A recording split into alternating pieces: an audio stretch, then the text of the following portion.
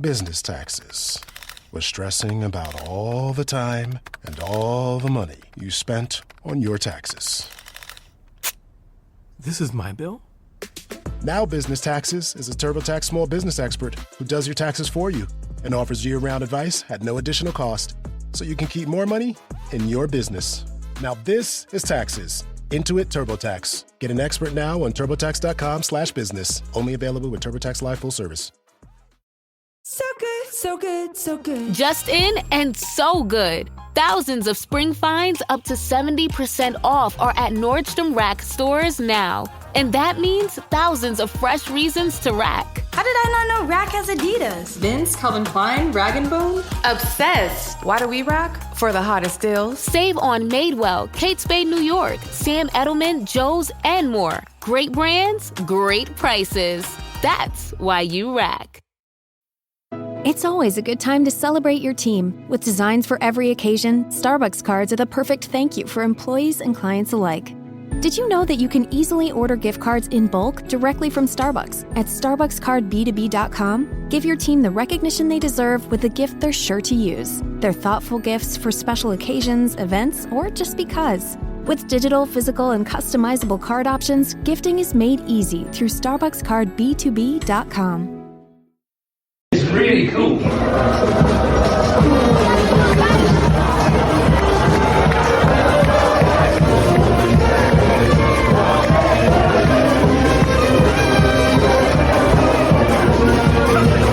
Bonjour, hello, and welcome to the Rosbifs Rugby podcast, your one-stop shop for all things French rugby, the top 14, Pro de Nationale, French national team, Les Bleus, all the brilliant towns, cities, bars, fans of France that make the game so bloody fantastic. Adorned in French rugby stash, as ever, is Rob.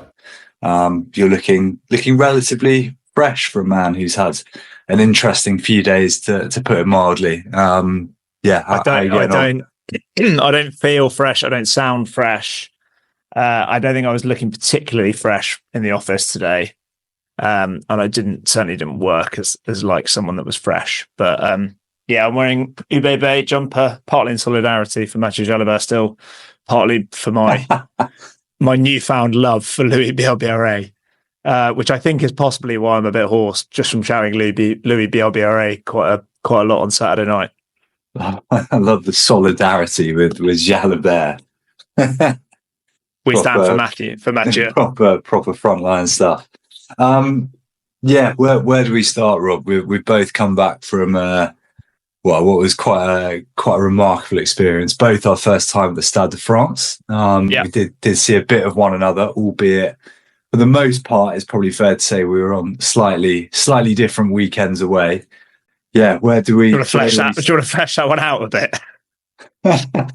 Well, I was there with my dad for what was a sort of late 70th birthday present. So initially, I secured tickets. I thought, great, get away, bit of French rugby without Rob sort of looking over my shoulder. And sure enough, there was a second release of tickets, and who should be front of the queue, but my Rosbif compadre. So you went out with a good mate of ours. Good mate. I want to kind of experience it as well. And so when the tickets came out, I messaged him, and chance would have it, he had plenty of time on his hands, and he has plenty of holiday. So he needed a blowout. He's been working pretty hard, kind of all over the globe. He works with Guinness World Records, and he also runs a big cricket podcast. No, not podcast. TikTok account. Shout out, Dealt with Cricket. It is very good, and he is a very funny man.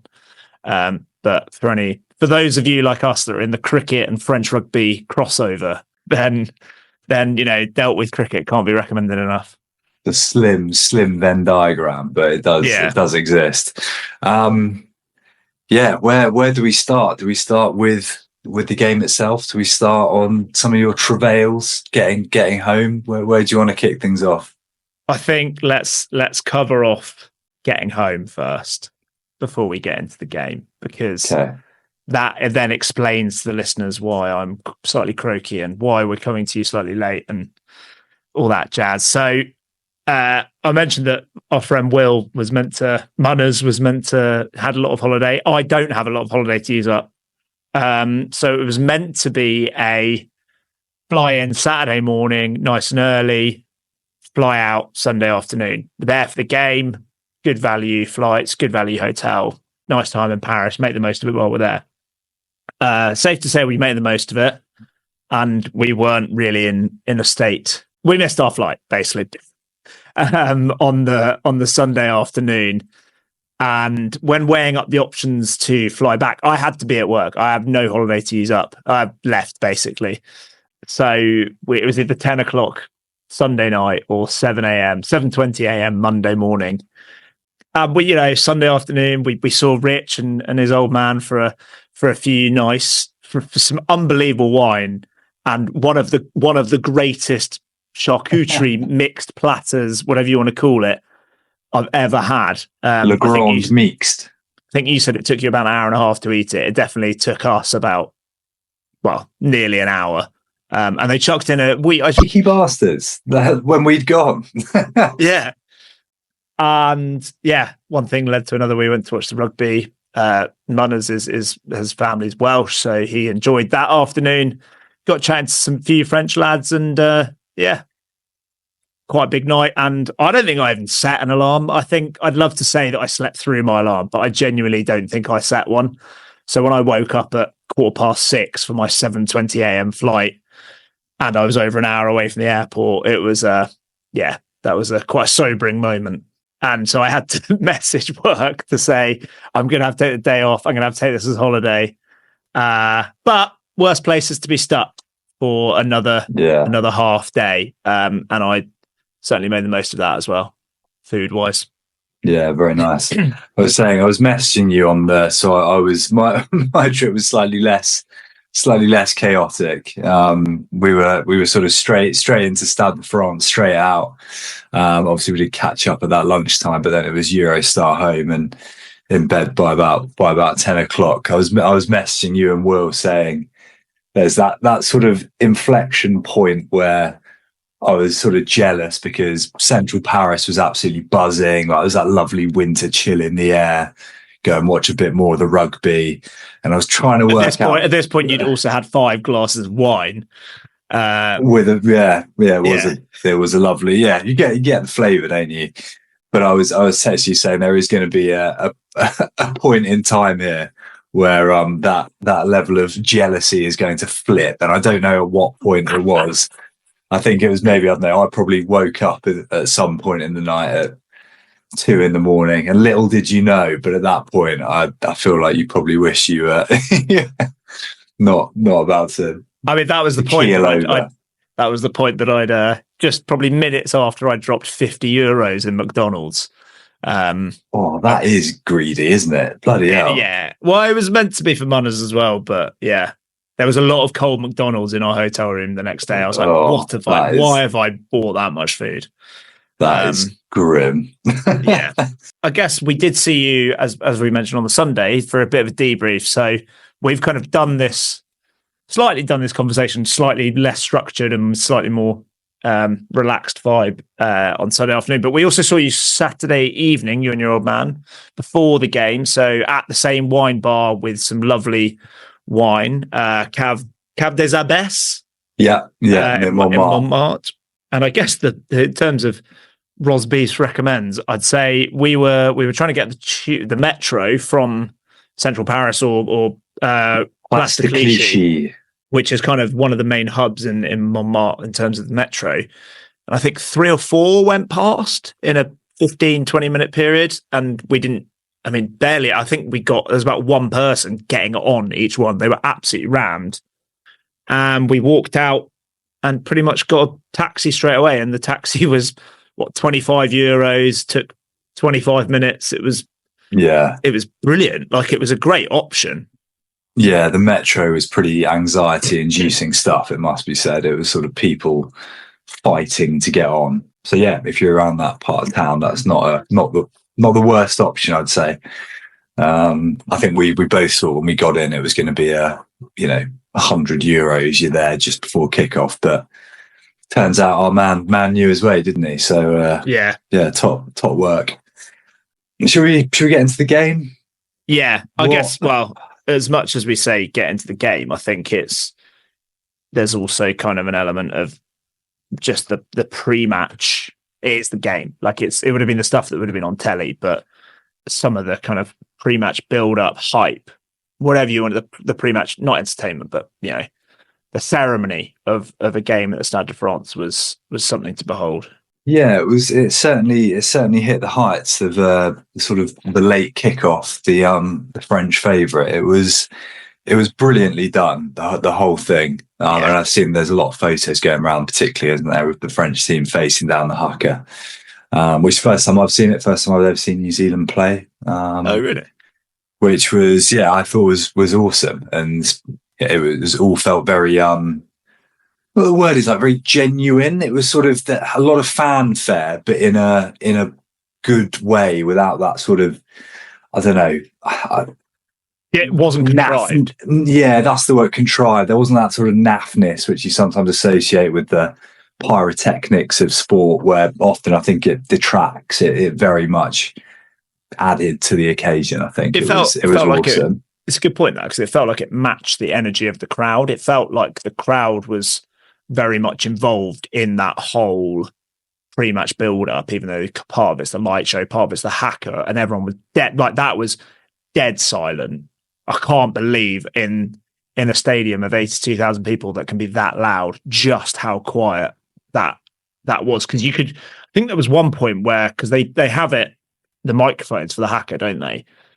And I think at one point I heard them shouting, and then I heard it come through the microphone. It was that quiet that you could actually, you might not needed the microphone. You could have heard them authentically, and we were up in the gods as well. So, top tier and quite far up that top tier. So yeah, it's just extraordinary. And I said this on Sunday. I found the haka. We kind of had slightly different opinions on this. I found the kind of isolated spotlight thing, I thought it was really cool. But actually, for me, it felt unintimidating, the haka, as in it felt, because I was so high up, but, it was so quiet and there were so many people, and it felt like they were just this small team in the middle of this massive place, this kind of darkness all around them. And then they were just kind of like, basically like a prey almost for the whole crowd, kind of in the crosshairs of the whole French public almost. I didn't, and I also think you realise in the stadium they are bloody miles away from each other. Like, there's no danger of it's a proper ruckus gap, isn't it? I was sort of hoping at some point someone was, I don't know, maybe like Mathieu Jalabert was going to drop in from the sky and, I don't know, like spark something off. But yeah, it was the whole, as you say, the ceremony around it was fantastic, and the rendition of the Marseillaise was just awesome. It was very, very cool. And then I think for me, like it matched. Well, we see it on TV, and like I was so excited for it. I was so excited for that as much as the game, and it delivered and more. And you've got like it's just the little touches here and there, like the fact that there's a tricolor lighting system, like on the very top rim, the whole game, like it's red, and like big blocks. It's just really cool. We could actually also see the Eiffel Tower from where we were. Could you? Which was also lit up quite nicely. That is cool. I guess by the time this comes out, owing to technical/travel delays, it's Wednesday, so we probably don't need to go war and peace over the specifics of the game. But as I'm sure everyone listening to this will know by now, 1 point win for France, 30-29. It was an interesting one, wasn't it? Because I wouldn't say it was, certainly the first half from a French perspective, it wasn't vintage, but it felt like just as it progressed, just the sort of the intrigue and the drama and that it just built, and there was a bit more back and forth. Yeah, what kind of, I don't know, what stood out for you, I suppose, particularly from a French perspective? I think my main thing, well, certainly at the time, was that at half time, it felt like France were clinging on. Like, it felt they really need to score the next points, because if New Zealand score the next try, they could run away with it, because they were so potent in attack. Once they kind of got through the kind of early, both sides were a little bit little bit almost over exuberant with their handling, or over exuberant early on in their handling, kind of suffered as a result.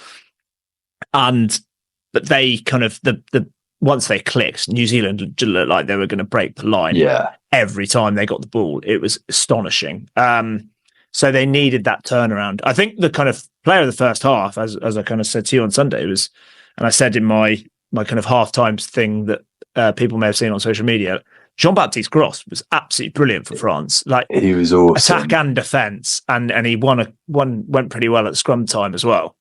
He was because we kind of, thinking back to last week, which feels like a bloody long time ago now, we kind of questioned that, the front row, and Colombe had a few struggles against Mighty Williams, which was 50-50 calls, I'd say, some of them.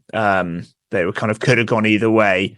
But Jean-Baptiste Gros really stood up. We were kind of questioning, like, we've not seen enough of him, but this is a proper test for him. And he was brilliant for France, I thought. He was awesome. He was a far more, and maybe this is just, I haven't seen enough of him, but he just seemed extremely, like, as you say, it was everything. He was so often, when it was slow ball, was that like one out carrier just to drag a little bit of momentum. He leathered a couple of people. He scragged a couple of people who nearly got away. And as you say, the scrum was getting a little bit picked apart on the other. Well, not a little bit. I thought maybe some of the calls technically were 50-50, but I don't think there's any doubt that Tamati Williams was certainly getting the lion's share of the shove. Like, he was, which I thought was quite something. Colombe was probably trying not to shit himself. Have you seen this? He had the shits. No. He's come out. I've seen it in multiple places. That he had gastro. Oh wow! And so apparently, like, after the final whistle, he ran off to the changing rooms, and it kind of dampened his. Well, hopefully not dampened too much. The poor. I felt for him because he's come on in like the 5th minute or something. Because I've just rewatched like the first half hour or so. He's had to go the full. He's had to go the full, and there were points. Came on at 9 minutes 45. The guy is like a house, isn't he? He's not designed to play that long. He was brilliant when he first came on, though. Like, he won a few balls at the breakdown, and it was him with the tackle that held up right at the end as well. It was, yeah. I think what was so good about it was, like, he did get done a little bit until Williams went off. But he seemed to be just going in waves. There were a couple of times where there was a point where he looked absolutely cooked. Probably because he had a gastro. That's why. Yeah, feels a bit convenient to me. But then all of a sudden he was like, he'd slot someone and then have another lie down. It was a consummate performance. Yeah, he was great. But you're right, Gros was awesome. I think in that slotting people, Miafu as well. Sorry, you were probably just about to say. Yeah, he was. I don't know if certainly since I don't think he's maybe quite had the massive performances in a French jersey. Maybe a little bit highlight reel for me at times, but particularly given I think how well, maybe we'll come on to this in a moment, I think France's bench, maybe from slightly unexpected areas, was all. I thought Guillard was brilliant when he came on. Yeah. And Charles Ollivon, that sounds silly. Obviously, we know what a fabulous player Charles Ollivon is, but the reception, it was like loudest cheer of the night. It was like louder than Dupont. It was like Dupont. I don't know, like Dupont's 100th cap or something. It was wild. And he was everywhere. And then he was packed down in the second row and Alpha Fanua went off. Like, he was wicked. I thought both those two were awesome. The second half, they really kind of, they turned it around completely. They completely turned it around from clinging on to kind of a couple of quick tries. And then it almost looked the other way round. It felt like there was quite a lot of occasions where France were the real threat. And certainly just Louis Bielbarré gave Sevu Reece an absolute torrid time down that left flank. And he was just brilliant. It wasn't just lethal, the kind of isn't it? But he's such an intelligent player, and like, he does a lot of simple things. Like, the timing of the stuff he does, like of his interventions, is outstanding. I don't know how he didn't win man of the match. I'm absolutely astonished, because I just think of the game-changing moments having just watched the first 25 minutes, 30 minutes of the first half, he has that kind of pop inside really early on from the crossfield kick from Ramos. He's kind of levitating in midair over the sideline. He's popped it back in, but he also has there's an intercept from Reece, and he chips ahead. And Bielbiaré, he's almost like a racehorse in the final furlong, kind of he's waiting for the clearance to get his legs clear and not basically trip someone up or not trip himself up. And then as soon as he gets a free sight to the line, he's off and he kind of covers it back. Beauden Barrett, by the way, is almost keeping up with him, which shows just how quick Beauden Barrett still is. But just to have that, you've kind of potentially an interception from someone like Sevu Reece, like 70 meters from your try line. So many teams would concede a try against the All Blacks there, but the pace of Bielbiaré and his kind of knowledge of being able to get himself there kind of in the right position first and then get away from Barrett and kind of set up an attack was brilliant. Like that's a game-changing moment that you kind of might not even think about aside from the tries and the other threatening pieces of play. Yeah. So where else was, or to put it another way, where do you think, not areas of concern, but areas for France that didn't quite click? Because a win against the All Blacks is magnificent. That's three in a row, I think, which is pretty much as good as anyone. But it's by no means perfect. They won more. There was a brilliant article, really, really fascinating article by Elgin Alderman last week in the Times. So if you do have access to that, go search it out. And if you didn't read it at the time, but France have beaten the All Blacks more than Ireland and England combined. Yeah, which presumably means more than Ireland, England, Scotland, and Wales combined. Because I can't believe Scotland haven't done it. I can't believe. I imagine Wales during the sort of glory years probably quite a lot. Yeah, where line out was certainly in the start of the first half was 2.5 was brilliant. Which is interesting because I do think Mavaka just shades it as a throwing hooker over Marchand. I think they're both kind of two of the better ones in world rugby, at throwing anyway. But they lost a lot of ball there, and I'd say Amisha Kelly was pretty on it at the break. Having watched it back now, the rucks were a bit of a mess, but he was certainly willing to penalise. And I think France did give away quite a lot of penalties at the breakdown, kind of room at Malvaca himself. Like they were going for it, which is good to see because quite often you don't see that much of a jackal threat from France. But they just need to kind of tidy that up a bit. Yeah. How about for you? What do you think? I just don't think to be honest, I just don't think the back line ever really found any fluency, did it? Like first half, the half opportunities, with the exception of the Buros try, which was just a really good, powerful move and quite a straightforward finish, just didn't feel like it ever looked hugely in sync, hugely threatening, which New Zealand's defence was very, very good. So there's that, and defences dominate, but there was very little beyond a couple of those lovely little chip kicks from Dupont that looked like it was ever going to open up New Zealand. And obviously the tries in the second half were, you got that beautifully worked maul and then the kind of dropped ball and kick through, which was, the execution was beautiful from Ramos and Bielbiaré. But yeah, I think they've got a way to go there, albeit it's a pretty changed up backline from what they've been playing with in recent times.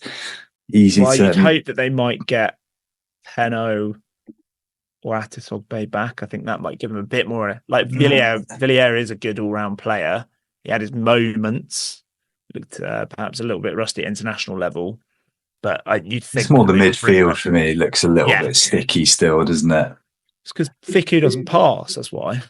I think he's behind everything just looks just a little bit slow. Is that, do you think, because of Ramos? I don't know. Probably not, because he's such a fantastic player.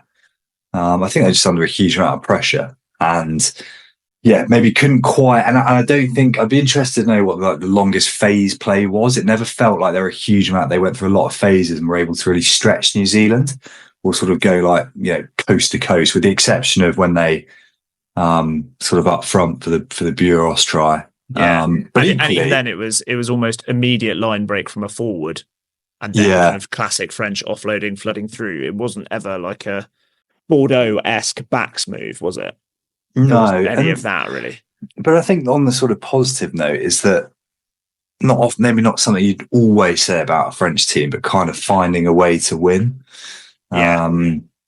And they were, I thought, they were very good and they turned the momentum, but they'll be happy with the sort of resilience shown. I think on the flip side of that, real positives, well, we've mentioned a couple of them already, but some we haven't mentioned was Paul Boudon, who was fucking excellent. Like we spoke about the week before, he just hits and carries angry. And he just, I don't know, I think feels like he's straight up the pecking order very quickly.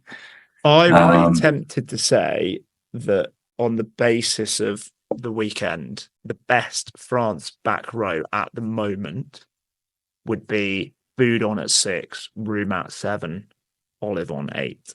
Yeah, I don't think that's a million miles away. I think Aldred was a bit hit and miss. Like I was really keen for him to show his best stuff, and there were definitely signs of it. There was definitely signs of slightly more dynamic ball carrying from him, which is really cool, like back to his best, but he was also a bit sloppy at times. So yeah, I didn't think he had a great game. I think he set such a high bar, doesn't he? But we spoke about it before. I just think, particularly in that first half, they just lacked a little bit of dynamism's a bit of a cliche, but I'm not a massive fan of that balance. I think I'm a big fan of Roumat, but I think when Jelonch is fully firing, he comes straight back in. Love Francois Cross, but I don't know. I think. Oh my God! I left Francois Cross on my team. I think Boudon is maybe the coming man in that area. I'd put Cross in ahead of one of Boudon or Roumat. Olivon, probably Roumat, because then you're getting your ball carrying and your line out. And I still think there's a place for at some point very soon. I think maybe in the Six Nations for probably Gazzotti or Castro Ferreira. Yeah. Like a genuine kind of classic number 8, I guess. Dynamic kind of Jasper Wiese or Delalio mold, maybe. Yeah.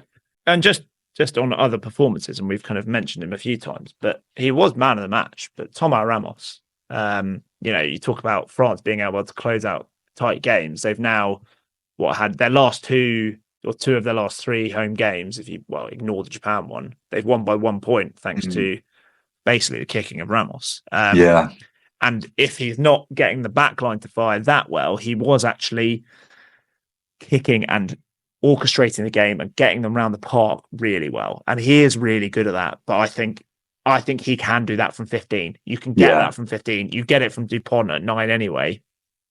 Let's just give the keys to Jalabert and let him run around. However, on that, he did leave the squad. They wanted, I think my understanding of it was that they wanted to go 6-2, which meant that only 2 backs.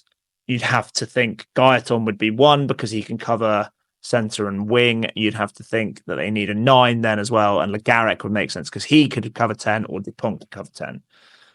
And, if it had been 5-3, we might not have had all of this storyline. And France might have lost, to be fair, because it was the kind of Guillard and Olivon that made the impact. But he basically said he was going to be like a 25th man, 26th man, whatever. And he said, I don't want to. Like, I'm going to go back to Bordeaux. We will see. We will see, I think. I think apparently Sean Edwards said, just watching the pre-match build-up now, like he said that they would welcome him back. I think they would, but apparently the team were not overly delighted to kind of welcome him, or kind of they were happy to see him go because there was I seem to remember at the time, there was a bit of an altercation, a bit of a flare-up between Jalabert and Aldrit back in May. I think it might have even been when Penaud snuck up on him. Yeah, I think it might have been that game.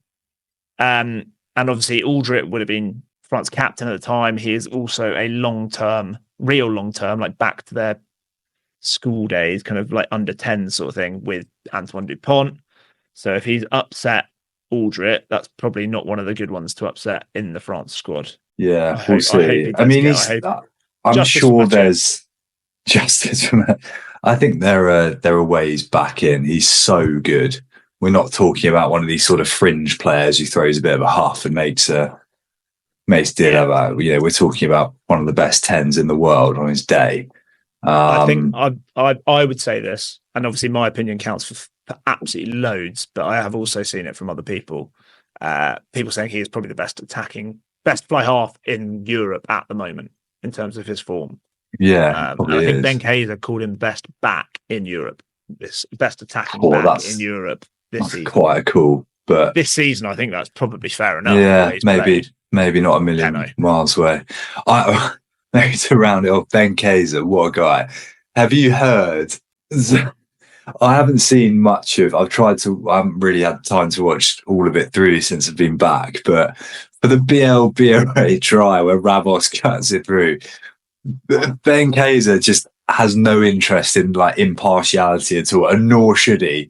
You can just hear him in the background, like screaming. There was, to be fair, on the bit that I just watched, it's so good. The bit I was just describing or labouring through describing in BLBRA chasing back, and then he kind of tries to turn it into attack, and you can hear some from like kind of stifled at the back. That was definitely Ben Kayser. On that, so a few little stats for you from the game. Obviously, number one stat, Georges-Henri Colombe's gastro. Louis Bielbarré for that try was clocked at 34.9 kilometers an hour.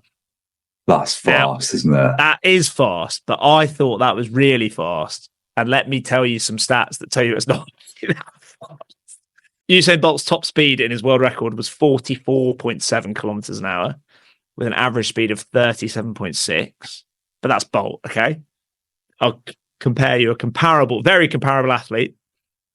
The quickest player at Euros 2024 was Kylian Mbappe, who had a top speed of 36.5.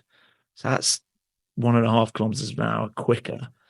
And Kyle Walker was the quickest defender, 20th quickest player overall in the Euros at 34.8 kilometers an hour. So Kyle Walker, how old is he?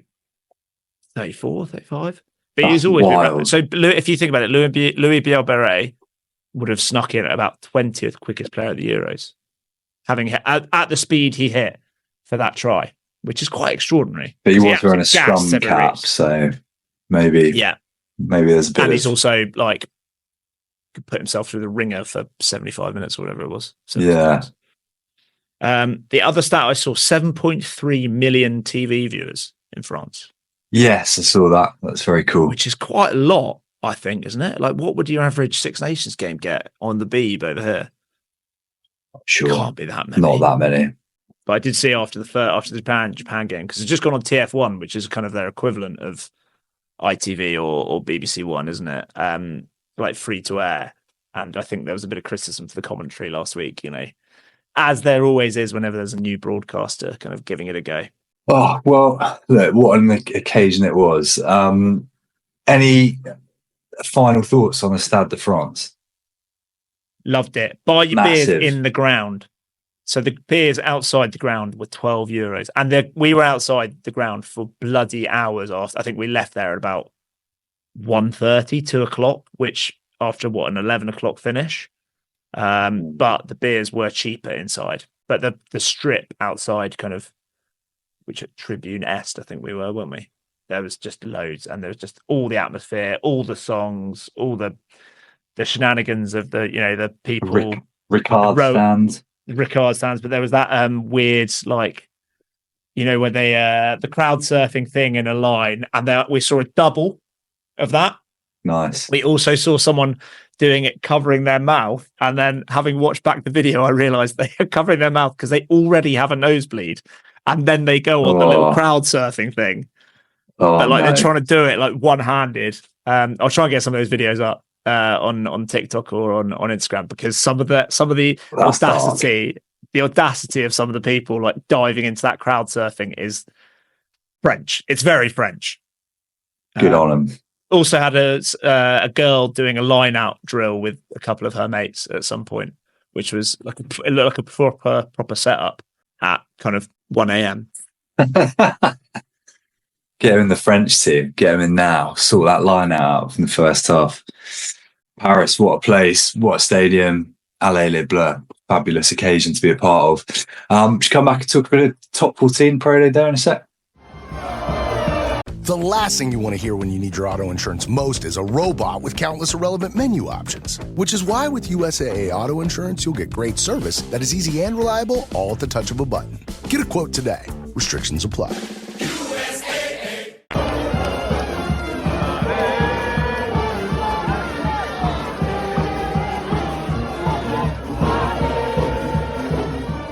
So there is some top 14 this weekend, but maybe it just feels a little bit after the Lord Mayor's show. There is the small matter of another massive game at the Stade de France, which is rather sort of fallen out of my purview. France-Argentina, which I think you said was Friday night. Friday night, tight turnaround. Argentina have been playing some fantastic rugby recently as well. And I think from what I've seen, maybe a slight benefit of us recording a little bit later than usual is few words on maybe a few guys getting rested for this one. Oh, really? One of whom rumoured to be Greg Aldrich, who we spoke about maybe not having his best game. So maybe we will see I think it would be Gazzotti, wouldn't it? Yeah, I think so. At least into the sort of four back rows. I saw as well they've called up to the 42-man squad Timo Mathieu, who's been playing really well. Really? Sick. Spotted him last year, mate. Old news for us. Just to highlight, and just to kind of a bit more self-praise, because obviously self-praise is no praise. The best praise. I would like to point out that when we were previewing the Autumn Nation series, I said I reckon they will win 2 and lose 1. They will, and you said, yeah, it feels like they could beat the All Blacks and then lose to Argentina. So we just to lay our case out there, as brilliant as it was on Saturday. And I'm sure it'll be epic given because there was 0 New Zealand fans. Like there was, I think we saw 1 in our block. Whereas Argentinian fans, I imagine there's a few more of them in France, full stop.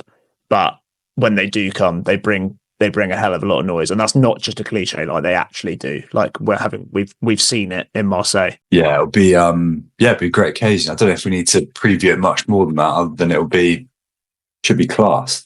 What that does mean as well. Yeah, what that does mean is that it's genuine doublons. This round is proper no internationals unless Mathieu Jalibert gets binned out again. But well, I assume I think that's his plan, right? That's what he'll be looking to do.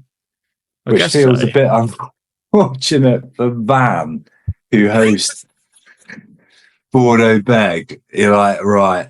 A few of the big hitters missing. There'll be no Jalibert. Catch him cold, needing a win, having been pretty good at home for the most part. Oh, great. He's had a tiff with the coach. And Maxime Lucu can't get in the side either. Great. It feels a little bit unfair. Although I imagine Lucu will be around the squad, won't he? Yeah. You'd have thought. It's Friday night. It's Friday night, Friday night doesn't play, yeah. He can definitely get to Van 24 hours later because that's a Saturday night game. So, oh god, I imagine Yannick Brew might want to shoehorn him into a match day 23. Yeah, you'd think so, wouldn't you? What else stands out there? So, Doublons weekend. Toulouse still won't have too much with Perpignan, you'd think. Where is that game? It's at Stade as well. Yeah. Yes, you would say so. Yeah, because Perpignan are going to be without Oviedo, Ruiz, Tommy Allen, good player. But Oviedo is such a key player for them. I think De La Fuente's injured, isn't he? So he's not been playing for Argentina or Perpignan. But yeah, Toulouse, your first choice hooker and your number 8 and your goal kicker is quite big. Not ideal. Yeah, they've got Antoine Ocagne, mate. So they do, yeah. The Aurillac Finn. Yeah. My boys away at Montpellier, who are going to be hogless, you'd imagine. But they don't lose. They will be without Cobus Reinach. But I can't think, actually, at this point in time, Montpellier are losing that many players. No. And Poe will probably be without Dieton and could well be without Atisogbe as well. So that's actually, the time that we tend to do a bit better. We could actually become a cropper. I mean, who knows what Montpellier are going to do? Who knows which names are coming out the lottery this week. The magical, the raffle prize. The magical mystery Montpellier tour. Yeah. My boys Cast got La Rochelle. They think Cast have lost at home this year. Now, talking of doublons and players being unavailable, that's a great time to get La Rochelle at home, isn't it? You know, if they've got full noise and they went to Pierre Fabre with that, they could set a challenge. Absolutely, but they're going to send a pretty weak side, or weakened side. Yeah. Yeah. Got a few injuries as well, haven't they? They've got a few injuries. They'll still have like Carballo, Knoll, Lades. Yeah. There's still loads of good players. But Teddy Thomas been playing super. Antonio, Colom, Skelton, Aldrit, Wardy. Ooh. You're already without Bougrit. Dante, is he fit? I don't think he is he? Well, there you go. Like it's a lot of heft. Yeah, it's a real amount of heft against that big Cast side. Yeah, and the one we previewed in the Cave des Abbesses on Sunday afternoon, which we kind of your old man pointed out. I thought you Paris Derby. Thought you were going to be there for it, mate. Next Sunday night, stay on. Ideally, yes, I'd love to, but the Paris Derby. Oh, it's a good double header, that isn't it? If you can go to the France game on the Friday and hold out till Sunday evening. Yeah, that would be quite good, wouldn't it? No Faz. Faz is out with a hernia injury, isn't he? Yeah. Which I assume is related to the kind of niggle that we heard about early season. But Racing were pretty good before the break. They did start to pick up a few wins. I say pretty good. They showed signs of positivity. They will be without Legarec though, and Fiku, and Tuisova. Yeah, they will be. I've seen Stade Francais going to be missing. Dakuang has been called up to the Fiji side. Thinking after Semi Randrandra took Cam Winnett's head off. So he's going to be in the Aviva in Dublin, which is cool. Love it. Just hope he does something absolutely outrageous, as he usually does.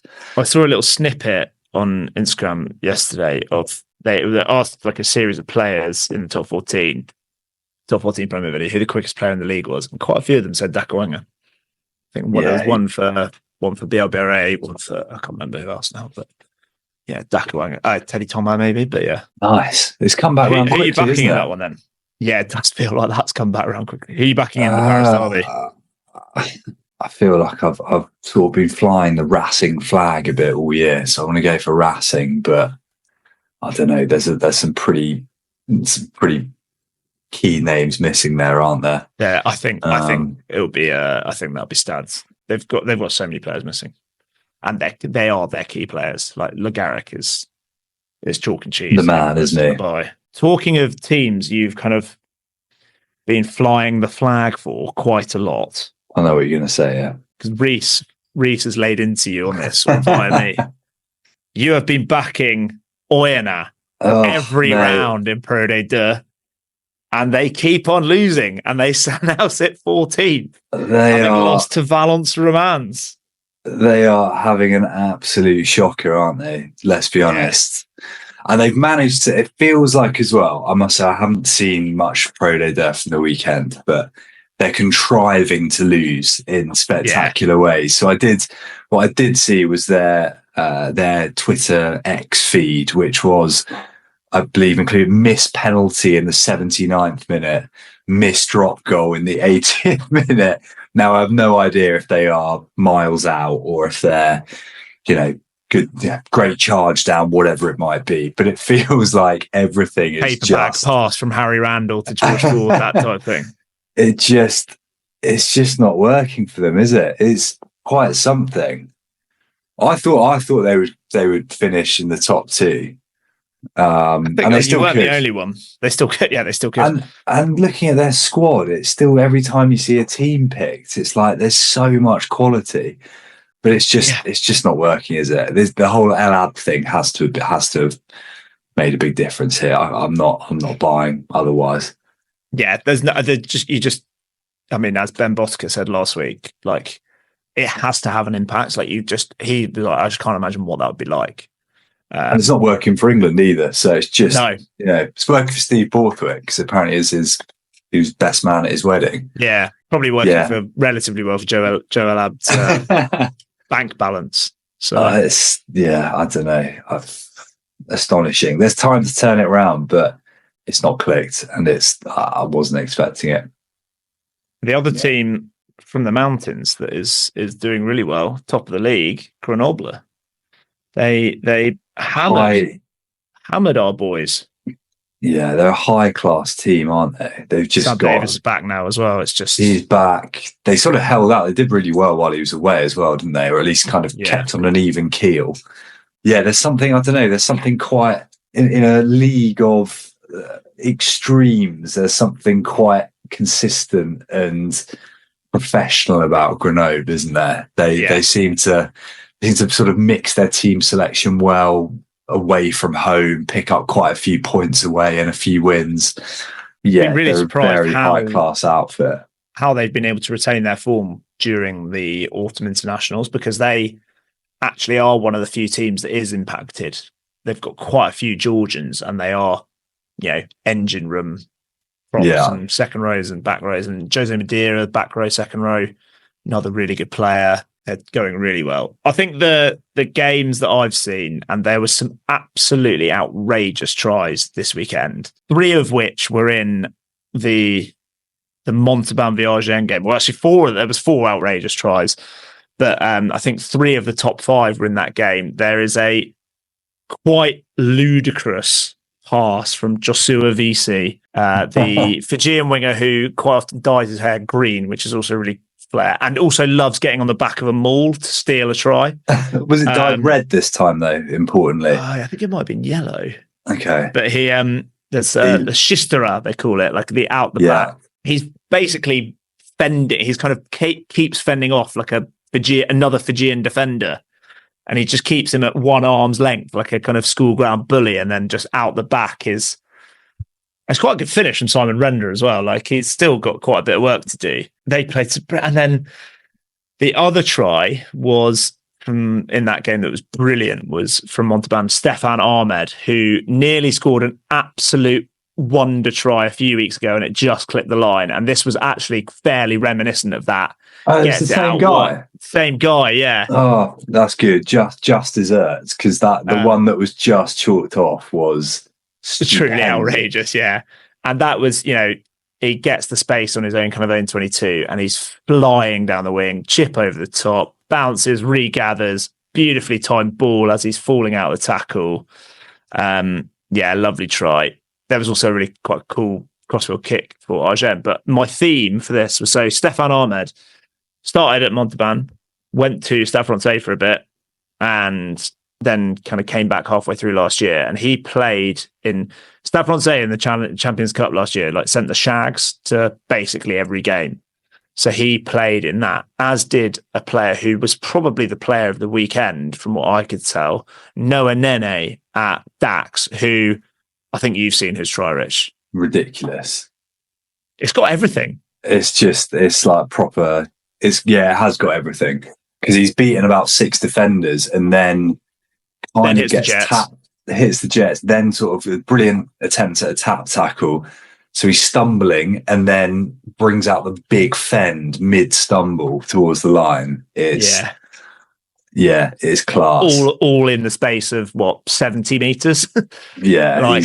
There's a little bit of sideways running as well to start it off, which is a nice touch. Big. And it's on a scissors play, isn't it? Like a little switchback from Vatabua, the former Po boy.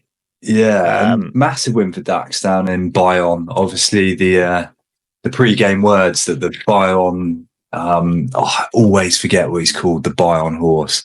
I'm going to look that up. Give me a sec. Pocker. For the Dax Lion.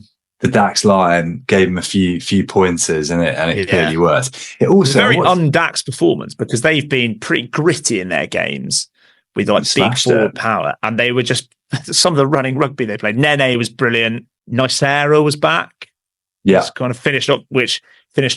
His gas finished off a try that had some pretty good gas from Noah Nene himself, and then there was a try at the end that was unbelievable dummy line from Nene with Vatabua out the back, and then it kind of makes its way over to the top. They played some brilliant rugby, which you don't always associate with Dax. and lots of tries, which was nice to see.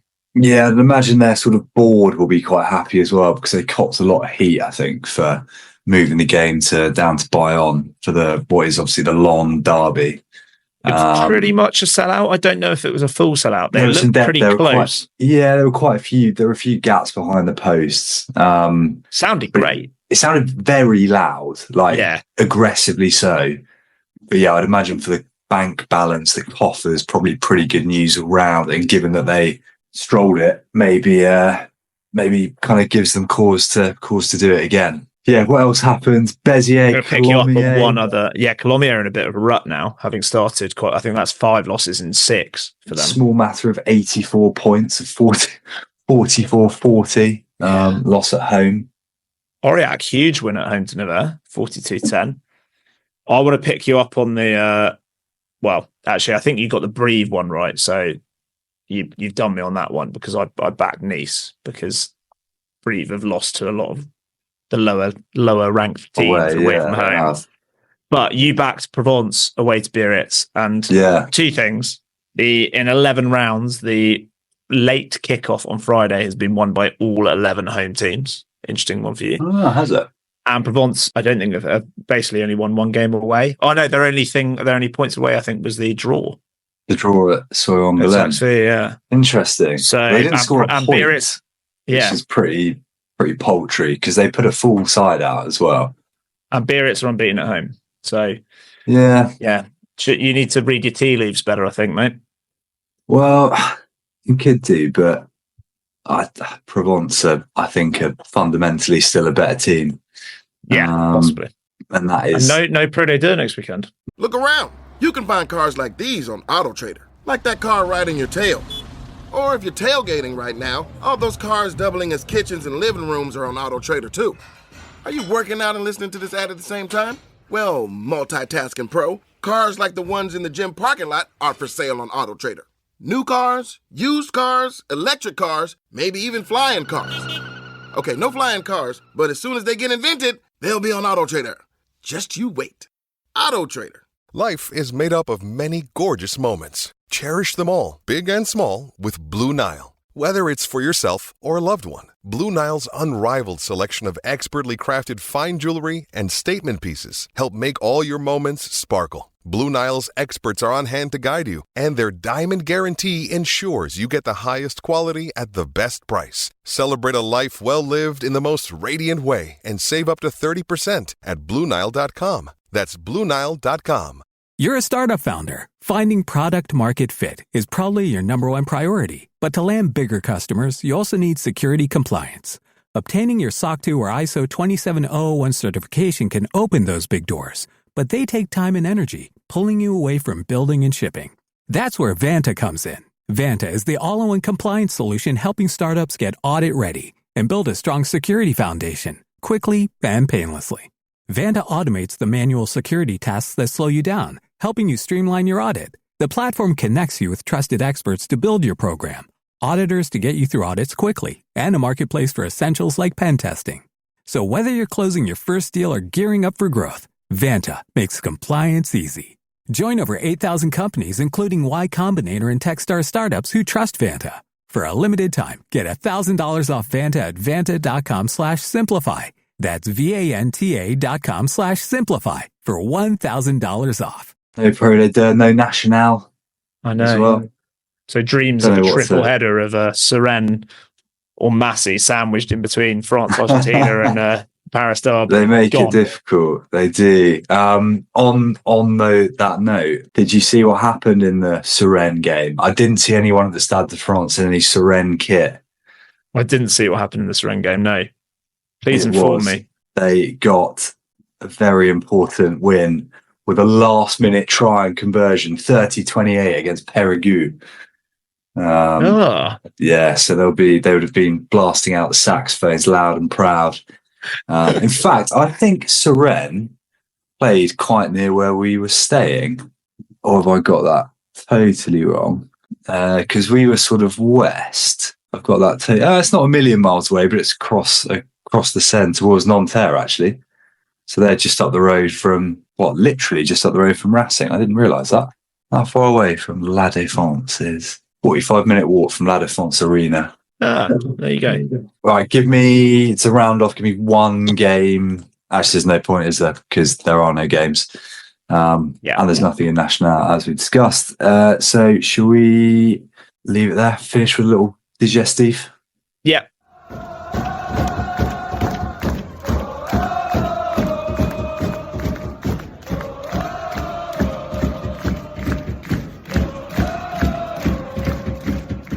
Rob, what's been keeping you interested in the wild world of French rugby, social media, rumours, stories? Well, not rumours, but someone that's been busy, which will have been of interest to you. Lyon have been very busy in the transfer market. So I guess the headline news for Rosbifs is we are denied this reuniting of the Simmons brothers at Po, which should have happened. But it means El Siminzico stays alive, but will be changed to Lyon versus Po next year. Interesting signing that. Quite a good signing, I reckon, for Lyon. Good for him to get out of the Montpellier madness as well, especially now he's kind of basically being usurped by Billy Vanapola. I think it could fit in quite well there. Massive pack. Did you see the other big signing at Lyon? I did, and it's escaped me. He is the fullback who's rapid, and you were discussing and singing his praises last week. Gabin Law has signed from Béziers. You would imagine that is with a view to replacing another electric fullback of theirs who scored a wonderful try at the weekend for Georgia. Don't know if you've seen it, Rich, against Italy. It was very Niniashvili. Doing Niniashvili things. He looked like he was playing a different game, didn't he, at points? That does suggest that he is, as is rumoured, off somewhere else. But Gabin Law is a brilliant signing for Lyon. I think that's one to look out for. Bearing in mind the last time I felt like this about a signing was Timo Mathieu for Bordeaux from Biarritz. So, yeah. And then the other big transfer, I think it's now confirmed, from Pro D2 into the top 14, replacing a big name. Have you seen this? I don't know. Nolan Le Garrec is off to La Rochelle, so replacing him at Racing Leo 92. Carbonneau from Brief. Yeah. Yes. Which is an interesting one, given his, I think you mentioned it before, given his sort of family connection. Yeah. And I did meet some lads from Brive on Saturday night who were buzzing about the fact that I'd been to Brive and had a Brive badge on my beret. And they would talk about Courtney Laws and Ross Moriarty. And I was like, no, I've got no interest. I want to talk about Carbonneau and Ferte. And they're like, you know Ferte? It's like, of course I know Ferte. He's amazing. Best mates, you and Matisse. The other... Go on, Rich. Well, I've just seen, literally in the last couple of hours, I think an absolute legend of the top 14, saying the time we've been watching it in more recent years. Perpignan have signed Piseliato. I did see something about him being a one-club man. Which is pretty cool, because he's an absolute hero. I still don't think I've ever seen anyone dominate a game quite like those years ago when we went to watch him Quins v Clermont. Yeah. And he was like literally doing whatever he wanted. Yeah. The other one, which is quite an interesting... Sorry, shout out to Kevin. He won't be listening, but shout out to Kevin from Brief. Big up, Kev. And the Brief boys. So a few interesting articles, Charlie Morgan in the Telegraph, and a few tweets here and there about Junior Kapoku, who apparently has... Well, there's a few different reports going around, but has snubbed like a EPQ central deal or whatever to extend his time at Racing. But there is, I believe, I'm trying to think where I saw this earlier. So they're trying to lure him back, but there's definitely, I think there's something in there about like a break clause, possibly, ahead of the next World Cup. So I think the RFU are doing everything they can to try and lure him away at some point, which does make sense because he looks generational. But yeah, quite interesting. The perhaps in reference to other players that could be coming back, I saw a video from Kyle Sinclair that he posted on his own Instagram with the caption at the start, "Don't sleep on me," followed by just a quick flash up of various stats where he is doing very well in the charts, like kind of scrum penalties won, tackles made, carries made, that sort of thing. And then just a highlights reel of him doing said carries and scrum pens. I thought amazing. We've mentioned self-praise is no praise. I think that was I definitely got that vibe. The other transfer rumour one, Suliati Vunivalu has signed as a medical joker for La Rochelle. So played a bit for Australia. Not done much in Union, but I have to say, back in when he was playing for Melbourne Storm in the NRL, he was phenomenal. So if a team can get him playing, given how many crossfield kick tries Dylan Lades has scored this year, if they can get that axis sorted with Suliasi Vunivalu, which is they had at Melbourne Storm in the NRL, then they could score a hatful of tries. Very talented player, but we've not quite seen it yet. Interesting to see how it goes. All right. Is that us done? Yeah, I mean, I could talk about Paris for hours and the various places we went, but yeah. Right, get in touch. If you want recommendations, get in touch. Richard has his own recommendations. He hasn't even shared with me, so... Yeah, secret, covert, let us know and I might let you in. Just to round off, best thing you ate or drank in Paris? That Grand Mix, that platter was amazing. But I think, have the best cinnamon bun of my life at Mamiche, which was a bakery on basically a road full of bakeries in fairly central Paris. And I had some wonderful red wine as well. At Lavin, which is quite near the Gare du Nord. Excellent. We can't leave without your mind-bending duck. Hey, this duck was just... Got a text from Richard on Friday night saying this duck was mind-bending. It was incredible. It was just such a great bit of French simple cookery, thyme sauce, these like roast potatoes that were cooked in dodo fat, something unholy. It was absolutely incredible. Au pied de fruits. Little bit off the beaten track, I dare say. So we'll do I think at some point we're probably going to do a little pre-Champions Cup Rosbif special with a few recommendations and bits like that. So we'll list them out there for any Quins fans going out. I know they've got Racing. I saw Crete on line 8 on the Metro. Stood out. Nice, yeah. I feel like I can now give recommendations for Paris. I feel like having given myself an extra 36 hours, I've taken in a few more sites. Oh, it's just a brilliant city. I don't get people. I know a lot of people say it's not for them, but I don't listen to it. It's class.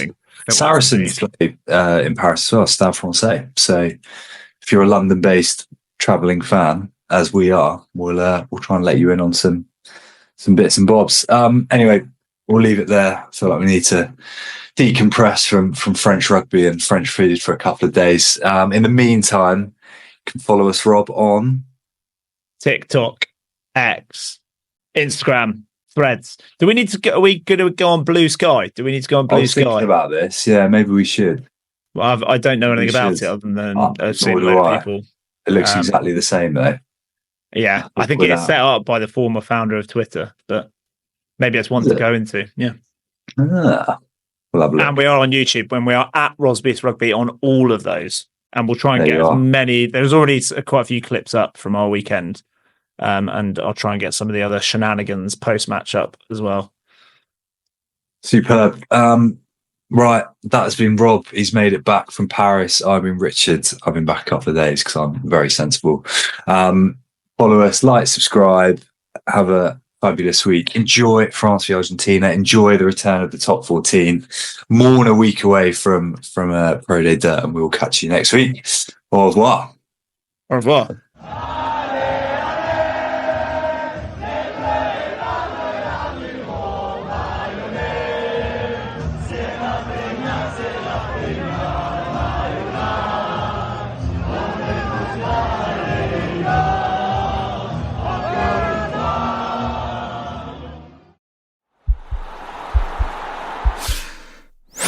This podcast is part of the Sports Social Podcast Network.